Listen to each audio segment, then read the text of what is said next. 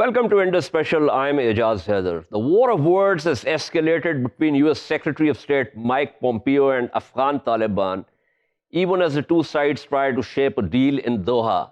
And the US President pledged during his State of Union address to bring his troops back from Afghanistan. Secretary Pompeo said, and I quote, "So what we are demanding now is demonstrable evidence of their will and capacity to reduce violence, to take down the threat, so the intra-Afghan talks will have a less violent context." He was speaking at a news conference in Uzbekistan. We are hopeful we can achieve that, but we're not there yet, and work certainly remains. The Taliban spokesman, Zabiullah Mujahid, hit back and said, Islamic Emirate of Afghanistan has the intention and capacity for a resolution. Negotiation process has been harmed by Trump's tweet, numerous US demands, and quarrel between US and Kabul officials. Pompeo should refrain from blame shifting. Our stance is principled and concerted, unlike them. To discuss the situation, including ongoing talks, we are joined by Jaffrey Stacey, who's a national security consultant and a former State Department official in the Obama administration, and Mr. Hamdard, who is an analyst and joins us from Kabul. Let me begin with Mr. Stacey here. Mr. Stacey, how do you read the situation? I mean, there seems to be constant optimism, and yet somehow the two sides have still failed to stitch a deal. Right, and this is only further complicated, obviously, by President Trump's State of the Union yesterday, in which he pledged to bring forces home from Afghanistan, etc., and really reiterated what Secretary of State Pompeo said. And what we've seen is, at least quietly in Doha, the peace negotiations are back on, and the fact that there's no news from there means that the sides are continuing the discussions, and they're not that far from some breakthroughs. They've made marked progress over many months, and of course there have been recent attacks and obviously also downing of a U.S. military craft in Afghanistan. Small complicating issues, but the end could be in sight, despite how fragile these talks always are. Okay, let me take you back to September last year when there was optimism and a deal was on the table and it waited signatures. That is when an attack happened in which one US serviceman was killed, and President Trump immediately came online and said, well, the talks are dead. They're dead. There was a certain reiteration of that. Now, with hindsight, do you think there was a missed opportunity? Obviously, the talks resumed, and we're still far from a deal, despite Ambassador Khalilzad and the Taliban being in a clutch for so many days and so many hours. We all are talking in terms of being so near or so far. It's somewhere in between. They have made considerable progress, even though we know that things like the departure date of U.S. troops and whether and when the intra-Afghan talks will begin to take place, those issues are still on the table, and that's where they have some divisions. But Pakistan has been playing a constructive role. So has China. Iran, that probably is a little more complicated since the killing of Qasem Soleimani. But there are other stakeholders who have been constructively supportive of the progress to this point. And what it will really take is probably an ongoing commitment, for example, of the Taliban to continue to bring violence to a lower and more stable point. There's been progress on that, but that has also slipped recently, and hence the comments from U.S. officials. Now, one of the things that we probably need to watch for is whether the Taliban announce, or more significantly, not announce a schedule for a spring offensive. Would you agree with me that that would be a significant move? Absolutely. We have a situation where when the Taliban, for example, pledged a reduction in violence a couple of rounds ago, it surprised everyone when the Afghan election actually was relatively peaceful. A lot of average Afghans stayed home because they expected more violence than there actually was. So that demonstrates that the capacity for the Taliban to be committed to these talks and an overall framework of gradually reduced violence is potentially achievable. Absolutely. Stay with me, Mr. Stacey. Go over to Mr. Hamdard here. Mr. Hamdard, how do you read the situation? I remember last time I spoke with you, you came up with some very insightful points with reference to the need to have reduced violence. We also discussed, if I remember correctly, whether this reduction in violence was specifically with reference only to the US and other allied forces, or also in relation to the Afghan National Security Forces and the rest of it. So now that the negotiators on both sides are once again in a clutch, are you expecting some positive result in terms of a deal? Last time we discussed that reduction of the violence will not be enough for the people of Afghanistan, and ceasefire only with the US and NATO forces will damage and destroy Taliban completely. They will lose the complete trust of the people. This was what we discussed in our last interview. This time, we observed that the US has presented the new demands which were shared by the Afghan government with Zalmay Khalilzad, which is asking for the ceasefire from the Taliban. And now Taliban are complaining from that, and they think that US delegation led by Zalmay Khalilzad are trying to obstruct, or they are trying to stop, or at least find some obstacle for the peace negotiations progress, which has been made so far. However, Afghan government and the people of Afghanistan will not appreciate or will not welcome any kind of reduction of violence only. They are asking for the ceasefire, and that is what they are emphasizing on a lot. And probably Taliban will not be able to agree with Zalmay Khalilzad sooner on the ceasefire, because they are never going to go for the ceasefire, especially a long-term ceasefire. They think that they are losing their military leverage because of the ceasefire. Even they experienced that in the 3-day ceasefire during the Eid days, you may remember. And they even punished some of their fighters who were fighting in the field, why they joined the Afghan military forces and enjoyed or celebrated that ceasefire together with them. So I guess Taliban are not going to go for the ceasefire easily, as long as they are not forced or at least made to make the ceasefire or to go for the ceasefire, and they will have to consult with their leaders. So they are not independent to decide on the ceasefire in Doha. Okay, here's the thing. One of the things that Kabul officials were accusing the US of was that the US is probably trying to cut a separate deal with the Taliban. But now the statements coming out of the United States, specifically from officials in the Trump administration, make it clear that this is not the case, and that a deal will essentially contain within itself the conditionality of a movement on intra-Afghan dialogue.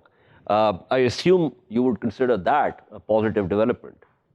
Exactly. That is what the Afghan government was explaining and was expecting it from Zalmay Khalilzad in the US. There were stages. The first stage was the Zalmay Khalilzad's delegation in Taliban's peace talk. They could talk, or they could continue on the Afghan peace, and the negotiation could proceed. In the conditions, you may remember, and I'm sure you remember, that one was the complete withdrawal of the US and NATO forces from Afghanistan. In second condition, the condition from the US was that there should be no threat from the Taliban or any other group, armed group in Afghanistan, to the neighboring countries and to those countries which are that are allies with the US or the NATO. Those two conditions will have to be discussed during this agreement with the US. I think those are the conditions that are the low-hanging fruit.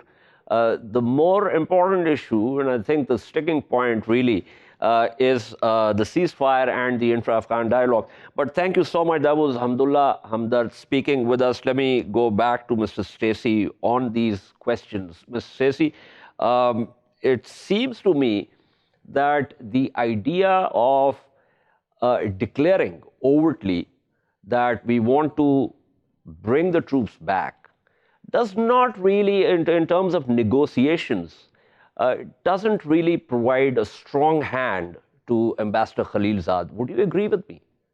I would quite agree with that. And we've seen this repeatedly across U.S. administrations. It is never a good negotiating tactic to announce in advance, basically, that you have an intention to, in this case, withdraw entirely.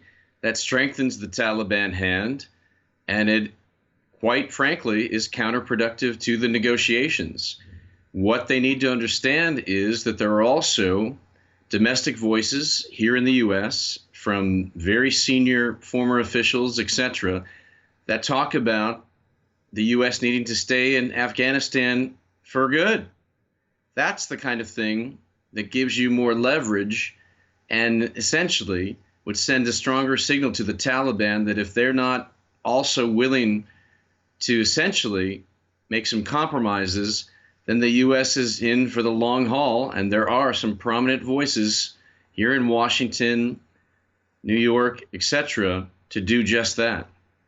Precisely, because the whole idea of being able to wait it out is something that needs to be emphasized in terms of negotiations. But I'm also joined by David Sidney, a senior associate at CSIS, but also had official positions at the Department of Defense and with reference to Afghanistan and Pakistan. David, thank you for being on the program.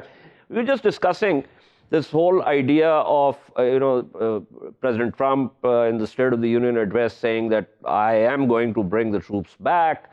And then Zalmay Khalilzad, as we know, is negotiating with the Taliban in Doha. And one of the points that we thought was significant had to do with whether it weakens his negotiating hand if the President of the United States declares that he wants to bring the troops back home. Well, it certainly weakens his negotiating hand and makes it more difficult to reach an agreement, because it's not just the U.S. and the Taliban who are involved here. It's also, and actually most importantly, the Afghan nation, the Afghan people, the Afghan government. And they are not part of these talks. And so it's been a very difficult road for the talks. And it's not at all clear to me that Ambassador Khalilzad has much of a hand to play at all. And this latest statement by President Trump will make it even harder. At the same time, the Afghan government and most of the Afghan people, I'm here in Kabul, and most of the Afghan people really want an end to all violence, not just a reduction of some violence in some areas for some people. They want an end to all violence. And until that is really on the table, it's hard for me to see a successful result to these talks. A couple of weeks ago, I was talking to some senior people in the Pakistani government in terms of how they're looking at this entire thing. And they said that, look, we have discussed this with our US counterparts, and we're very clear that we do not want the Taliban to get a notion of victory. We also believe that some US presence post some kind of deal would be good for stability in Afghanistan as well as in Pakistan. Now, that's the kind of framework in and through which, or the lens, if you prefer, in and through which the Pakistani administration is looking at this. And I believe that, and I would like to know from you, since you observe these issues very closely in Afghanistan still, is that your sense also that that's what Islamabad is trying to do? I think we will have a better picture of what that actually is when the Taliban make their announcement, probably in the next 3 to 4 weeks, of what kind of plan they have for the spring offensive, and how extensive their ambitions are, and how tough their rhetoric is. So let me reformulate the question. I think, given your skepticism, if what I've told you with reference to what the thinking in Islamabad is, if that indeed is the thinking, is that something that would induce confidence in you? Again, I would have to see actual evidence. Reduction in the flow of fighters across the border, reduction in the flow of arms and explosives across the border. I'm really, from my perspective, is this something, because a number of reports, David, suggest that this flow is not coming from Pakistan, at least not anymore. There are other regional actors involved, and these are analyses put out by Afghans and also by US and Western analysts. So I think what I'm trying to say is that simply saying that everything is happening because of Pakistan is to be extremely reductionist, and also, I think, a bit flawed in the analysis. Well, I'm not saying that everything is up to Pakistan. You asked me for my analysis of what Pakistan is saying, and I gave you an analysis of what they are doing. In terms of flows of arms and funds, yes, some come across the northwestern part of the border from Iran. That's the other route. But I do not at all say that it's which is where the US has created. I mean, the Trump administration has created another kind of trouble. But let me go back to Jeff Stacey here. Mr. Stacey, how do you look at the situation? I mean, in terms of what Pakistan is doing. The Trump administration has constantly thanked the Pakistanis for doing what they're doing, but it seems to me, as David said, there's still a lot of skepticism in Washington. We have to be very guarded in our thinking on this, based on the interests that are perceived by the actors on the ground and in and around the country itself. That is crucial when it comes to the role that Pakistan is playing. It's been increasingly constructive, and let's all remember that when this deal comes, and if it's implemented to any significant degree, one of the primary beneficiaries of this, even more than the Afghans, will be the Pakistanis. Correct. In terms of the regional economic developments that will ensue, will benefit Pakistan to a greater extent for quite some time than it will Afghanistan and its northern counterpart. I think that's one of the reasons that we've seen a constructive shift, and we expect that to probably continue, because these are the interests stated by the Prime Minister and military leaders that we've taken note of in recent time. Absolutely. Give me a sense of, the Afghanistan papers that have been put out. They are a very strong indictment of not just one administration, but at least 3 administrations. And since you were part of one of them, what do you think of those papers? Well, they indicate a difference between, and we were just speaking about sometimes the difference between rhetoric and reality in Pakistan. We have a version of that in the United States as well, in terms of this long war that the U.S. has been involved in there for almost 20 years. And throughout this, there were intentionally deceptive communications from the U.S. military to the U.S. public, supported to an extent by senior administration officials. That's what these papers reveal. What they seem to indicate is that there is a kind of deeper U.S. commitment to the country and to the region.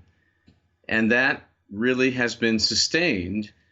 And I underline that also reflects more recent comments by very senior former commanders and diplomats colleagues that I'm aware of that talk openly about the U.S. never leaving Afghanistan.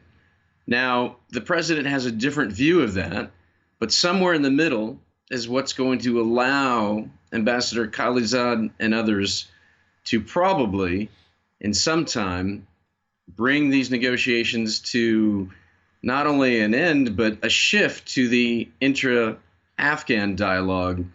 And that's where we'll actually see the kind of details that may or may not, and I have my own skepticism about this, what a final deal would actually look like, given the widening gap at times between some of those who continue to intervene in the country. I see. Very interesting. David, let me speculatively, or let me say theoretically, jump ahead of the curve here and ask you something. Let's assume that a deal goes through. There's also intra-Afghan dialogue, and they reach some kind of modus vivendi, which can then be turned into some kind of a power sharing or some role for the Taliban in the power configuration. If that actually happens, do you think that there would still be reason for the United States to keep troops there, or that some kind of arrangement of perhaps UN troops or troops from the Muslim countries to be stationed there for a certain period of time before things settle down in Afghanistan? I think that the reason that U.S. troops are here, and it's been very clear from the beginning, is to counteract the terrorist threat to the United States. And as a number of people have said, including President Trump, the need for a continuing ability to address that counterterrorism threat by the United States is something that the United States will continue to insist on. And that is, I think, one of the reasons why we haven't had a final deal in the discussions in Doha. The extent of that presence, the need for it, and the extent of the other threats, because the U.S. didn't come to Afghanistan to fight the Taliban. The U.S. came to Afghanistan to stop attacks on the U.S. That potential is still there. So a U.S. counterterrorism presence in Afghanistan, I think, will be necessary for as long as that threat exists, and Afghanistan is not able to handle that threat on its own, which it currently is not. So how do you square this with what the president has said? I think the president has said exactly that. If you look at what the president has said, he's made clear that the need for continuing ability to address the terrorist threat is there. I don't think you've heard him say anything else, actually. Well, if he talks about bringing the troops back home, then what kind of counterterrorism measures is he really referring to? Well, if you go back and look at what the president has said over the years, including what he said when he was in Bagram over Thanksgiving, he's very clear that the terrorism, the counterterrorism effort needs to continue. That is not the troops, bringing troops home is something that will be a process. Okay, that'll be a process. Okay, that'll be a process. Thank you. That was David Sidney speaking with us. Let me go back to Mr. Stacey before I wrap up this segment. Mr. Stacey, what David has said is more like, the optimists say, well, the glass is half full. The pessimist would say it's half empty. But what David is suggesting is that he's saying that the glass is not only half empty, it's leaking. Now, would you share that kind of extreme pessimism with Mr. Sidney? Well, I understand his perspective, and it's shared in a number of key quarters. I think we should also give some credit where credit is due. We have, for example, seen not only going back to the Eid ceasefire from last year, but since then, we marked some other surprising elements of progress. For example, the Taliban engaged Daesh in eastern Afghanistan and Khost province and basically kicked them out of numerous villages. We've also seen a professionalization, if you will, of the negotiators in Doha. They have basically been more constructive just by the professionalism with which they've conducted themselves. There are other small bits, pieces of evidence here and there that bode somewhat better than the normally conservative and pessimistic view of things out of Washington and from U.S. quarters. So we've seen a bit of progress. Now, what remains to be seen is whether or not ultimately a deal can be done between the Afghan government and the Taliban. And that means with the stakeholders of the U.S. and Pakistan and others, they're reinforcing what is now needed. And that is essentially stability, a road to peace, and a beginning, most importantly, of crucial economic development and regional economic integration. We have on the horizon, for example, a region-wide trade deal with all the scales coming off of Central Asia, big conferences coming up this spring, for example, in Tashkent, Uzbekistan, where a lot of these things will be on the table. And this includes a lot of good things for South Asia at the top of the list. Well, let's not even talk about Asia, Mr. Stacey, because that'll be another topic given India's belligerence that we've seen since last year. But thank you so much for your analysis. We shall take a short break now and return to talk about the UN's commitment to a two-state solution of the Israeli-Palestinian conflict. Stay with us.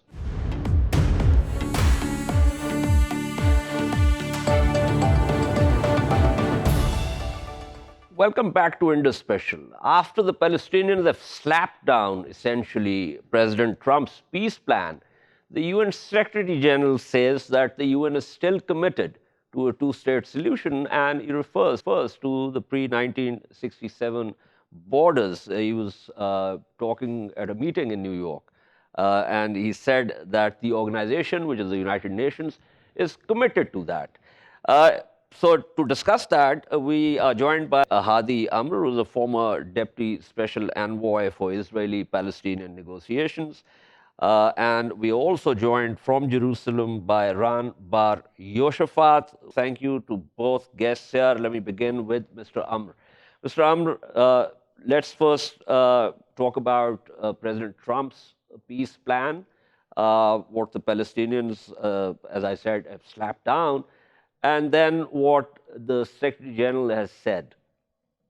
Look, in terms of Trump's peace plan, the first thing that your viewers need to remember is that the Holy Land is half Jewish, half Palestinian, and in terms of its population, there are 7 million of each. And so any plan that does not give kind of equality, freedom, justice, and security to both peoples is sure to fail. So that's the kind of basic thing to remember. And then Trump's plan, unfortunately, departs from long-standing American traditions, from international law, and from those basic principles that I just laid out. And so, it's been rejected by the European Union. It's been rejected by the Arab League. It's been rejected by the Organization of the Islamic Conference. It's been rejected by the United Nations.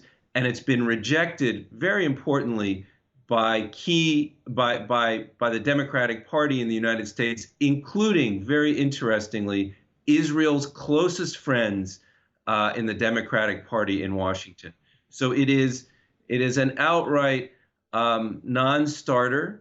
There might be some silver linings in it, which I can get into later, but that's how I would characterize the situation. Okay, so give us the silver lining. What exactly is the silver lining here? Well, I think the silver lining is two or threefold. Oh, and by the way, I should have said the plan was also rejected by those on the far right in Israel who don't want to make any concessions to the Palestinians, and it's been rejected by the left in Israel as well. The silver lining is this.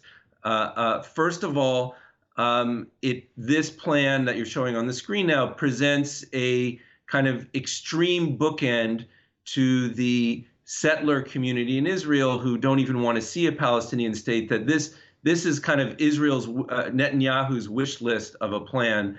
And so that even in their wildest dreams, they're going to have to accept some form of Palestinian entity. So that's one part of the silver lining. The other part of the silver lining is that hopefully it aligns Palestinians to get their act together and kind of present a more unified, more charismatic, more 21st century approach to their effort to obtain freedom, equality, and dignity. Okay, I will come back to what you exactly mean by a 21st century approach, but let me pull in Ran Bar-Yoshofat here. Mr. Bar-Yoshofat, what are your initial thoughts about Trump's plan and then what the UN Secretary General has said? I'm also opposing the Trump plan because I think it's too good for the Arab side, and I don't acknowledge any right of a future Palestinian state. However, I have to say it is shocking to me to see that people on the left are opposing the plan, because this is the first time people are actually talking about another Arab state. And the territory of that state is fairly large. They've tried to give the Arabs more land in the Negev, so I'm very surprised by the opposition. Furthermore, I have to say the plan itself, for me, it represents two things positive. Number one, it shows that there are people in the world who are willing to acknowledge the fact that when Jews live in Judea, it's not a crime. You have these people not just in Europe, but also in different Arab countries. Furthermore, what it does is that it's trying to put pressure on the Arab side, meaning for the first time since there was a peace negotiation between the Israelis and the Arabs, the world is saying, okay, we also want to see some sort of accountability from the Arab side. Stop the incitement for terror, stop the salaries for terrorists, acknowledge the fact that Israel has the right to exist. These are demands that to me seem very, very obvious, but for years people have ignored it. What is interesting to me is that while we're speaking and you're showing all these footages, you're showing footages of Israeli Arabs who are so worried about the fact that they're going to create another Arab state because they don't want to be sent to that state. We heard from the previous speaker that he's talking about half and half population of the land. In Israel, Arabs have full equal rights. There aren't any rights for Jews in Gaza or in Judea and Samaria under the PA. And in a future Arab state that will be in Judea and Samaria and Gaza, it doesn't seem like they're going to have equal rights for Jews. Mr. Bar-Yoshofat, let me interject here. You're making an interesting point. I believe that Israelis usually make this point with reference to Arabs living under the Israeli government. The late Edward Said, if you recall, was opposed to the deal that Mr. Arafat made. And Mr. Said also was opposed to a two-state solution for reasons completely different, of course, from how the Israelis put this across, or the ultra-right Israeli enclave puts it. But he said, well, if you want to have a democratic, and if Israel claims to be a democratic state, the first thing that needs to go is for it to describe itself as a Jewish state. And then it will be a matter of the clear demographics of the area, and then it will be a democratic state that would not be a Jewish state. Now, either you can use there is democracy for Arabs argument under the Israeli government, or then you have to accept the fact that you should have a democratic secular state rather than a Jewish state. So if I can just emphasize, Israel does not have a formal religion. For the vast majority of Jews living in Israel, and I do mean the vast majority, Judaism is a matter of nationality. We're Jewish people. So it has nothing to do with your faith. The thing is that your question is not really relevant if Israel implement the Israeli law over Judea and Samaria. Basically, the question is, can a state be both Jewish? And the answer for me is an easy yes, because if I see Judaism as a nation, as a people, and not as a religion, it's not a theocracy. Obviously, it's a democracy. You're not asking if Denmark is more Danish or more democratic. That's number one. Talking about demographics, yeah, but Denmark people are concerned. And Denmark also has clearly defined borders, which Israel doesn't have officially. It has nothing to do with what you mentioned before about religion. Denmark has a cross on its flag. It has a king, in this case, a queen. Israel doesn't have a king or a queen, and it doesn't have a formal religion. Denmark has a formal religion. But put it aside, and by the way, one of the good things about the Trump peace plan is it does say Israel will have final borders, which I think is good. Israel is the only case in the world that the world doesn't recognize its borders. It should be all of Judea and Samaria. But put it aside, your question about demographics, if what people are concerned about demographics, if that's the case, then Israel should worry about demographics, making sure that more Jews immigrate into Israel. Right now, we're talking about Judea and Samaria. We're not talking about Gaza if we're talking about implementing the Israeli law. So if Israel will implement the Israeli law for all of Judea and Samaria, still will have a strong Jewish majority. And I have to say that Arabs in Israel proper do enjoy freedom and democracy. Arabs in Israel can vote and be elected. They can own property. They can work in any profession. We had a Supreme Court judge who was an Arab who sent my Jewish president to jail. We even have high-ranking officers, Arab Muslims, who serve in the Israeli Defense Forces. Israel proper is a heaven for Arabs and for Muslims. Okay. You don't have any other place in the Middle East. Israel proper is a heaven for Arabs. I believe there are not too many Arabs who would agree with that, but thank you so much, Bar-Yoshofat, for your views here. Let me go back to Mr. Aamr. Mr. Aamr, you heard what Bar-Yoshofat was saying. How much would you agree or disagree with what he has said? First of all, I want to go back to the basics here. Half of the people in the Holy Land are Jews, the other half are Palestinians. This plan gives 80% of the land to the state of Israel and 20% of the land to the Palestinian state. Any child can understand that that is just completely unfair. Any American can understand Well, is that it that's about unfair. fairness?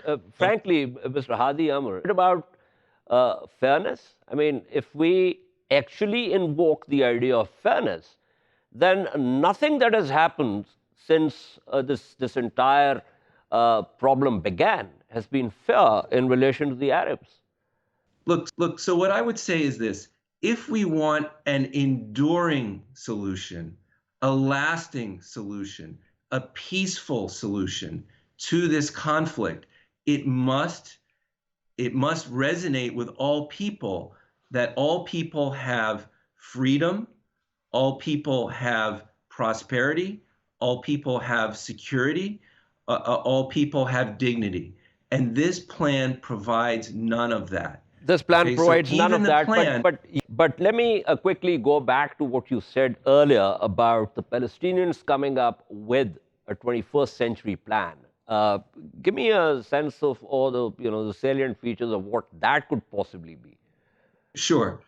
So look, when I was working for Secretary John Kerry as his deputy envoy for Israeli-Palestinian negotiations, again, if you look at this plan, the exits and entries into the so-called state of Palestine, which no one around the world would recognize as a state, right? It's a kind of a Bantustan, are all through Israel. They don't even have their own port in Gaza. So what would the Palestinian approach be? Look, again, I'm an American diplomat. I'm not a Palestinian. It's not my place to tell the Palestinians what to do or not to do. But if I were in their shoes, I would come forward with their own detailed peace plan that basically says, reiterates what they said, in 1988, which is that we're willing to accept a state on the 1967 lines where, about 70 some odd percent are for Israel and 20 some odd percent are for Palestine, but that state must have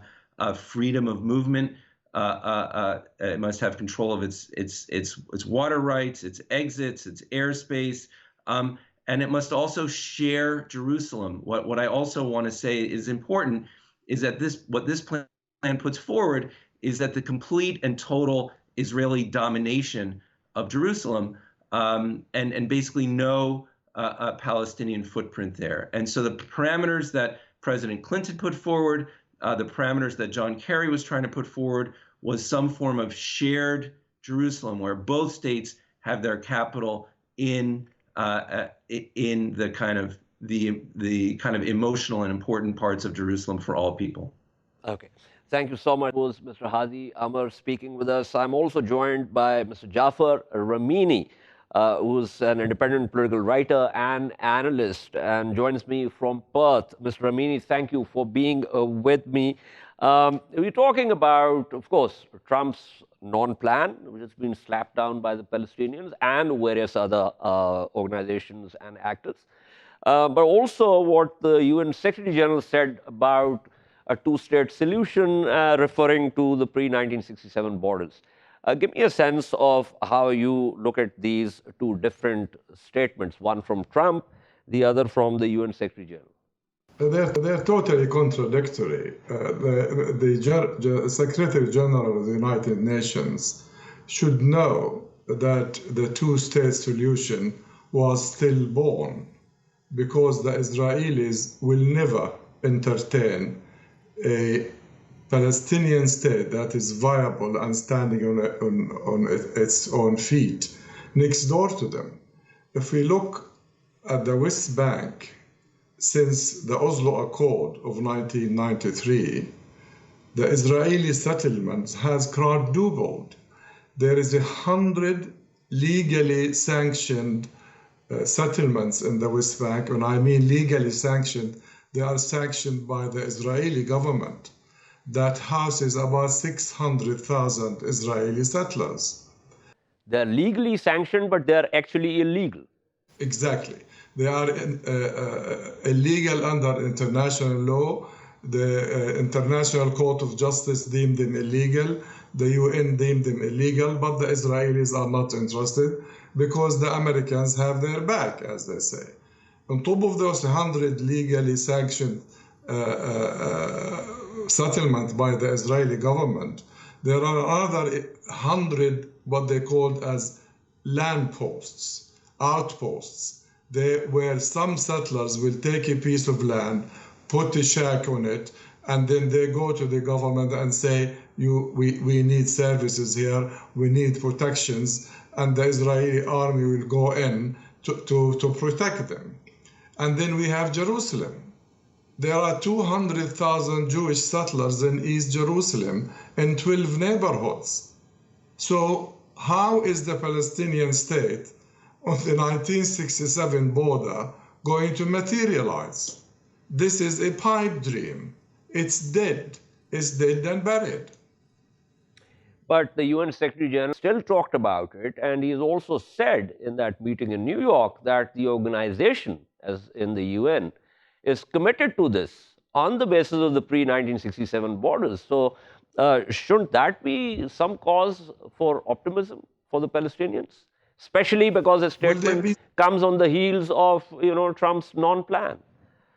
They have been saying this since 1967, since Resolution 242 and 338. Nothing happens. Israel is sitting comfortably because it knows definitely that whatever Israel asks for the United States, or actually demands of the United States, it will be approved with a little bit extra. The so-called deal of the century is a joke.